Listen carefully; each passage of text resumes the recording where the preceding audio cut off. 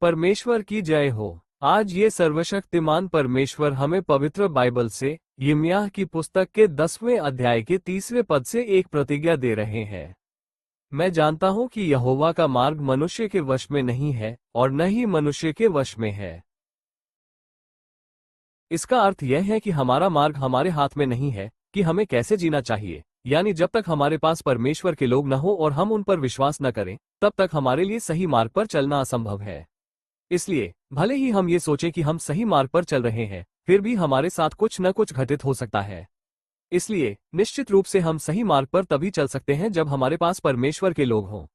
हमें परिपूर्ण होना चाहिए, इसलिए हमें उनके मार्ग पर चलना चाहिए, उस मार्ग पर चलना चाहिए जो उनकी पवित्रता हमें सिखाती है।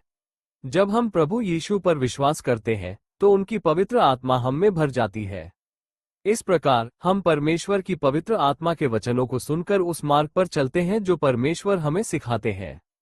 अर्थात हम परिपूर्ण जीवन जी सकते हैं। हम बिना कोई गलती किए सही मार्ग पर चल सकते हैं। इसके अतिरिक्त, जैसा कि इस पद में कहा गया है, यहूदा के सभी लोग साधारण मार्ग पर चल रहे थे, यहोवा परमेश्वर के मार्ग पर नहीं। तब वे सही मार्ग पर चल रहे थे।